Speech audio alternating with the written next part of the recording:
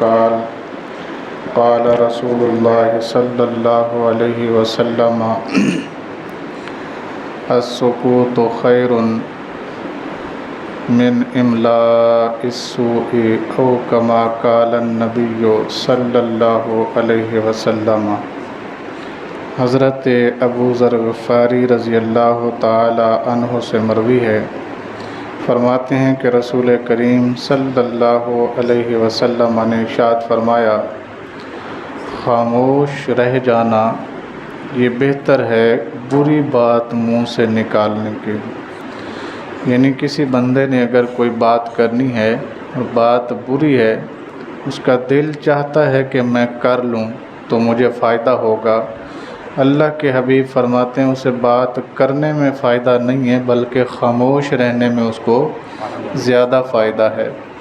یہ بات ذہن نشین رہے کہ بات صرف کہی نہیں جاتی، بعض اوقات بات لکھ دی جاتی ہے، بعض اوقات بات بول دی جاتی ہے، بعض اوقات کسی کی پسندیدہ بات کو آگے چلا دیا جاتا ہے۔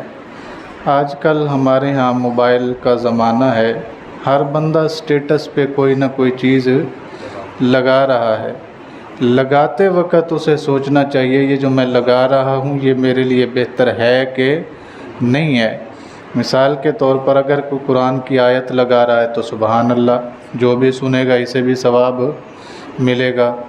اگر کوئی حدیث مبارکہ لگا رہا ہے تو بھی سبحان اللہ، جو بھی سنے گا اسے بھی ثواب ملے گا۔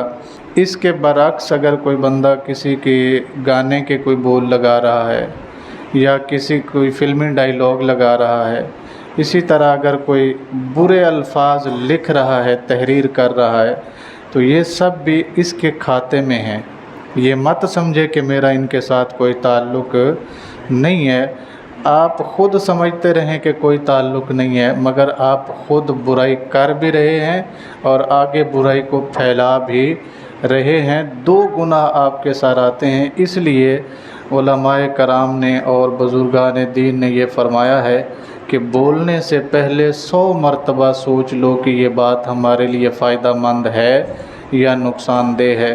اللہ تعالیٰ سے دعا ہے اللہ تعالیٰ ہم سب کو جب بھی ہم بولیں، جب بھی ہم لکھیں یا جب بھی ہم کوئی بات لگائیں اپنے سٹیٹس وغیرہ پہ تو ایسی لگائیں جس سے ہمارا بھی فائدہ ہو اور امت محمدیہ صلی اللہ علیہ وسلم کا بھی فائدہ ہو۔ یعنی اللہ ہمیں معاشرے کے لیے فائدہ مند بنائے، نقصان دہ بننے سے اللہ ہم سب کو محفوظ فرمائے۔